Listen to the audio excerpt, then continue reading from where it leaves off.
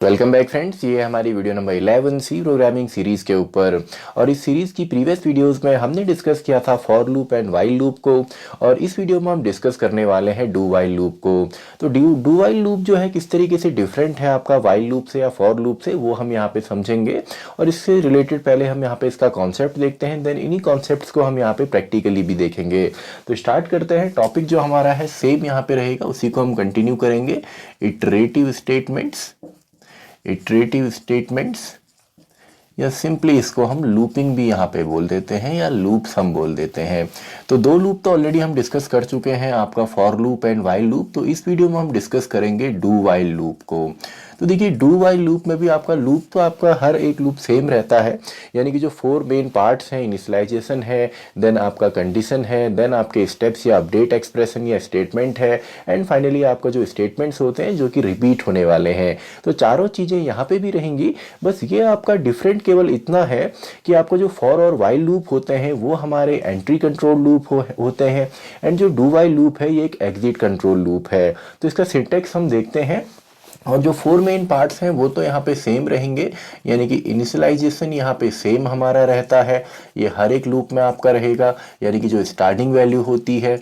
Then second आपका यहाँ पे जो डिसीजन है, डिसीजन इसको हम बोल सकते हैं, या कंडीशनल या कंडीशन स्टेटमेंट इसको हम बोल सकते हैं, जो इस कंडीशन तक हमको यहाँ पे लूप को रन करना है।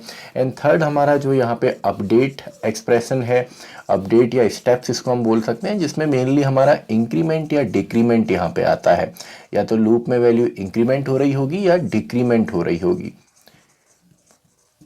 एंड फाइनली आपका यहाँ पे स्टेटमेंट्स आते हैं जो कि एग्जीक्यूट हमने करने हैं लूप की मदद से, या जिसको हम simply body of the loop भी कहते हैं, बॉडी ऑफ लूप भी हम कह सकते हैं। अब मेन डिफरेंस यही है कि जो आपका डू वाइल लूप है ये आपका एक एग्जिट कंट्रोल लूप है।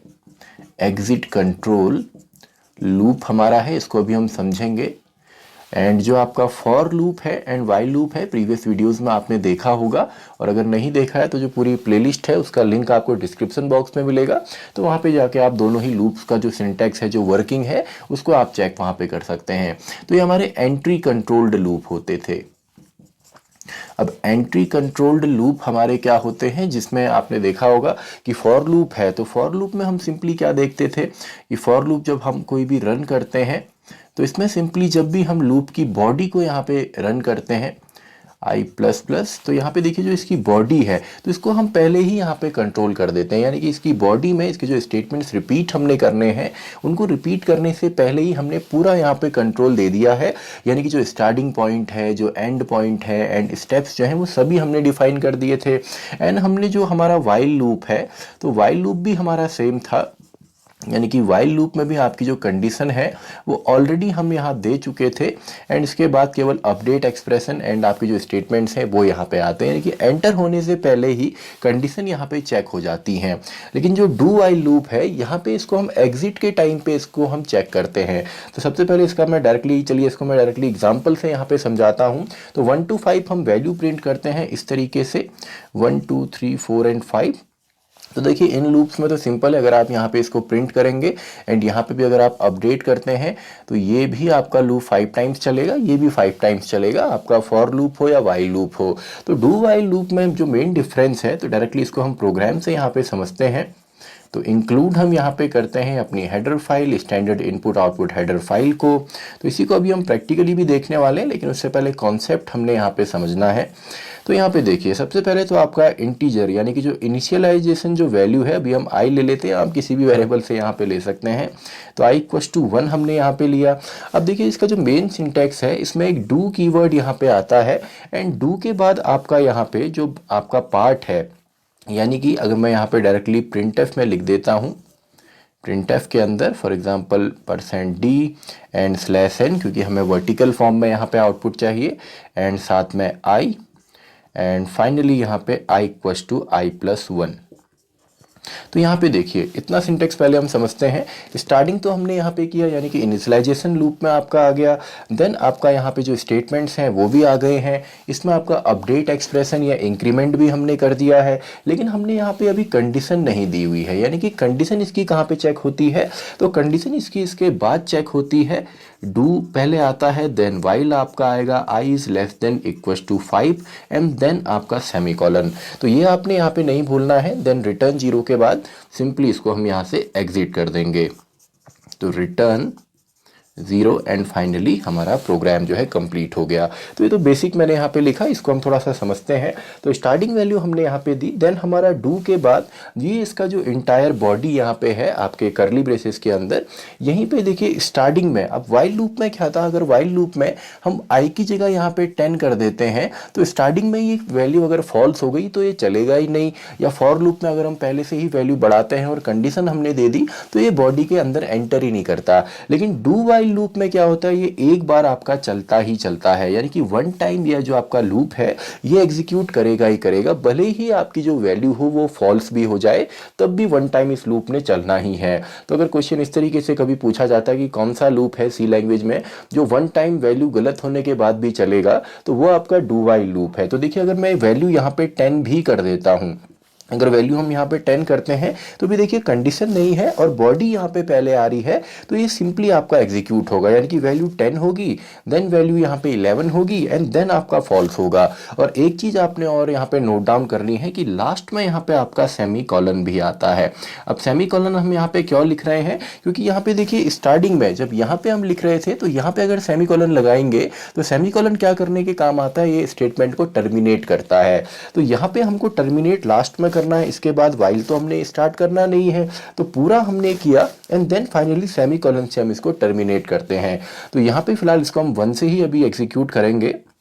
तो 1 से हमने एग्जीक्यूट किया, देन 1 यहाँ पे प्रिंट होगा, आई की वैल्यू इंक्रीमेंट हमने करी, 2 हो गई, तो 2 यहाँ पे चेक होगा, 2 is less than equals to 5, यानी कि 2 जो है वो लेस है, तो दोबारा आपका जो कंट्रोल है ऊपर जाएगा, अगेन ही री एग्जीक्यूट होगा, देन 3, देन 4, देन 5 में भी आपका सही है, तो 5 यहाँ पे प्रिंट होगा, ऊपर आया 5 भी प्रिंट होगा, देन वैल्यू जब 6 होगी तो 6 जो है ना तो लेस है ना ही इक्वल है, तब जाके ये फॉल्स होता है। तो आई होप आपको तीनों ही लूप में यहाँ पे डिफरेंस नजर आया होगा, क्यों ये इसको हम यहाँ पे एग्जिट कंट्रोल लूप और इन दोनों लूप्स को हम एंट्री कंट्रोल लूप यहाँ पे कहते हैं।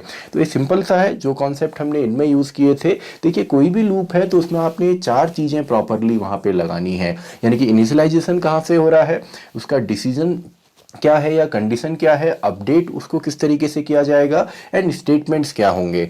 अब देखिए मेन यहाँ पे जो प्रॉब्लम होती है, इनिशियलाइजेशन एंड डिसीजन तो हो जाता है, काफ़ी बार जो इन्फिनिटी लूप चलता है वो हमारा यहाँ पे इंक्रीमेंट डिक्रीमेंट या सिंपली अपडेट की वजह से होता है। मान लीजिए अगर मैं यहाँ पे प्लस की जगह माइनस कर देता हूँ तो क्या होगा, सबसे पहले यहाँ पे वैल्यू 1 है तो 1 प्रिंट होगा, 1 - 1 0, तो ये हमेशा 0 रहने वाला है, देन -1, देन -2, तो ये आपका चलता ही रहेगा, यानी कि एक प्रॉपर तरीका नहीं है लूप को एग्जीक्यूट करने का। तो आई होप इसका आउटपुट आप निकालेंगे, अभी इसको हम प्रैक्टिकली भी देखेंगे। तो एक नॉर्मली इसको अगर हम उल्टा भी चलाना चाहें तो उसमें भी कोई प्रॉब्लम नहीं है, वो भी हम यहाँ पे देख लेते हैं। तो अब मैं सीधा कोड यहाँ पे लिख रहा हूँ, int i equals to for example 5 and then हम लिख देते हैं डू, यानी कि ये काम हमने करना है, वन टाइम तो ये होगा ही, एंड देन सिंपली हम printf के अंदर यहाँ पे लिख देते हैं आपका %d/n एंड आपका i and then i equals to i -1, क्योंकि हमने उल्टा लूप रिवर्स ऑर्डर में यहाँ पे चलाना है। एंड फाइनली वाइल जब तक आपका i जो है वो ग्रेटर देन होता है, फॉर एग्जाम्पल आप कोई भी वैल्यू यहाँ पे दे सकते हैं, मान लीजिए हम यहाँ पे 0 दे देते हैं, यानी कि 0 से बड़ा जब तक आई है तब तक ये चले। तो सबसे पहले वैल्यू 5 आएगी, देन आपका यहाँ पे 4 वैल्यू होगी, 4 भी ग्रेटर देन है 0 से, देन आपकी वैल्यू 3 आएगी, देन 2, देन 1 एंड 0 आते ही ये फॉल्स हो जाएगा। तो आई होप बेसिक आपको समझ में आया होगा।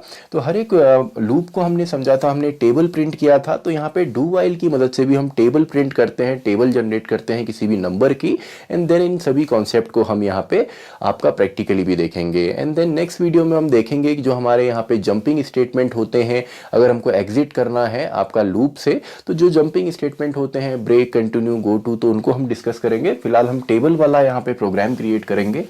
तो स्टार्ट करते हैं। सबसे पहले अपनी हेडर फाइल को हम यहाँ पे इंक्लूड करेंगे, तो standard input output header file, and then आपका इंट मेन, एंड देन हम यहाँ पे चलिए पहले तो हम एक लूप के लिए एक वेरिएबल ले लेते हैं, एंड साथ में एक नंबर है यहाँ पे, हम आप चाहें तो इसको स्कैनफ फंक्शन की मदद से यूज़र से भी ले सकते हैं।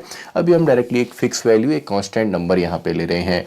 तो देन आपका डू एंड प्रिंटफ के अंदर हम सिंपली यहाँ पे लिख देते हैं %d/n।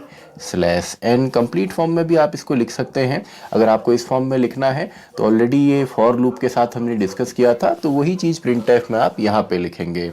तो /n एंड देन आपका जो नंबर है यानी कि ए से तो आपका लूप चलेगा 1 to 10 हम चलाएंगे, तो इसी के साथ अगर हम मल्टीप्लाई कर देते हैं नंबर को तो इसकी टेबल यहाँ पे जनरेट हो जाएगी। तो मेन यहाँ पे अपडेट एक्सप्रेशन है, ये आपने नहीं भूलना। आप ये भी लिख सकते हैं या कमेंट में आप A++ यहाँ पे लिख सकते हैं, जो भी आप लिखना चाहें, चॉइस आपके पास है। एंड देन आपका वाइल, कब तक इस लूप को चलाना है, जब तक a < 10 नहीं हो जाता तब तक इसको हमने चलाना है। एंड सेमीकोलन आपने यहाँ पे लगाना है, रिटर्न 0 एंड फाइनली क्लोज। तो सिंपल सा है, यही प्रोग्राम हमने तीनों में बनाया था, डू वाइल में भी बनाया था, डू वाइल में हम बना रहे हैं, फॉर में भी हमने बनाया एंड वाइल में भी बनाया था। तो स्क्रीनशॉट आप इसका ले सकते हैं अगर आप नोट्स बनाना चाहें। देन इन्हीं कॉन्सेप्ट को हम यहाँ पे प्रैक्टिकली भी देखेंगे। तो आई होप आपने इसका स्क्रीनशॉट ले लिया होगा। तो इसको अब हम प्रैक्टिकली अपने सिस्टम पे भी देखते हैं। तो अब देखिए कॉन्सेप्ट तो हमने यहाँ पे समझा, तो इसी को अब हम यहाँ पे प्रैक्टिकली भी देखते हैं। तो टॉपिक हमारा है डू वाइल लूप। तो डायरेक्टली हम एग्जांपल से इसको देखते हैं। 1 to 5 हम प्रिंट करते हैं जैसा हमने कॉन्सेप्ट में देखा था। तो स्टार्ट हम करेंगे और हम इंक्लूड यहाँ पे करेंगे अपनी हेडर फाइल को, एंड देन आपका आ जाता है जो मेन फंक्शन है, एंड देन हम यहाँ पे लिखते हैं आपका इंट i = 1, एंड देन आपका यहाँ पे लूप हम स्टार्ट करेंगे। तो सबसे पहले डू कीवर्ड आएगा, एंड देन पैरेंथेसिस के अंदर इसमें दोनों ही वैल्यू आएंगी। एक तो इसके जो स्टेटमेंट्स हैं जो हमने रिपीट करने हैं। तो फिलहाल तो हम डेमो के लिए सिंपली यहाँ पे वैल्यू ले रहे हैं। जैसे जैसे सीरीज़ आगे बढ़ेगी तो हर एक चीज़ को हम यहाँ पे समझेंगे, यानी कि किस तरीके से इनको हमने अप्लाई करना है, किस तरीके से प्रॉब्लम सॉल्विंग में ये हमारी हेल्प करेंगे। एंड जो लास्ट यहाँ पे पार्ट है वाइल का, वो लास्ट में यहाँ पे आता है, यानी कि आपका पहले बॉडी यहाँ पे आ गई, एंड देन सिंपली हम यहाँ पे इसको इस तरीके से लिख सकते हैं। तो देखिए सिंपल सा है। लास्ट में आपने जो मेन गलतियाँ हैं, यहाँ पे सेमीकोलन आपने लगाना है, इंक्रीमेंट आपने देना है, यानी कि जो 4 मेन पार्ट्स यहाँ पे किसी भी लूप में होते हैं वो चारों ही यहाँ पे हैं। तो ये आपका क्या है, ये इनिशियलाइजेशन यहाँ पे है, इनिशियलाइजेशन यहाँ पे है, एंड ये आपका यहाँ पे इसको हम बोल सकते हैं बॉडी ऑफ द लूप, यानी कि जो स्टेटमेंट हमने रिपीट करने हैं। अभी तो हम सिंगल स्टेटमेंट ले रहे हैं, आप चाहें तो मल्टीपल स्टेटमेंट भी यहाँ पे ले सकते हैं। एंड देन ये हमारा अपडेट यहाँ पे है, अपडेट एक्सप्रेशन इसको हम यहाँ पे बोल सकते हैं। एंड फाइनली हमारी जो कंडीशन है ये हमारी लास्ट में हमने यहाँ पे दी है।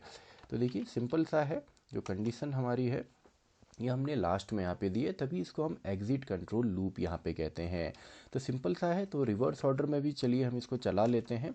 तो मान लीजिए इंट a = फॉर एग्जांपल 20 से हमने इसको चलाना है, तो डू एंड देन आपका यहाँ पे आ जाएगा printf। तो printf में हम सिंपली इसकी वैल्यू को यहाँ पे प्रिंट कर देते हैं, एंड डिक्रीमेंट जो हमारा यहाँ पे होगा, तो डिक्रीमेंट इस बार हम चलिए इसको 2 करके इसको हम माइनस यहाँ पे करते हैं। तो a - 2 हम यहाँ पे कर देते हैं, एंड देन हम यहाँ पे लिखेंगे वाइल जब तक आपका a जो है ग्रेटर देन या इक्वल टू होता है आपका 2 के, तो तब तक ये चल जाए। तो सिंपल सा है। इस तरीके से हम इसको रिवर्स ऑर्डर में भी चला सकते हैं, यानी कि लूपिंग में जो है ये सभी में आपका सेम चलता है। देखिए आउटपुट में 20 to 2 यहाँ पे आपका प्रिंट हो गया है। एंड फाइनली हम टेबल भी यहाँ पे देख लेते हैं।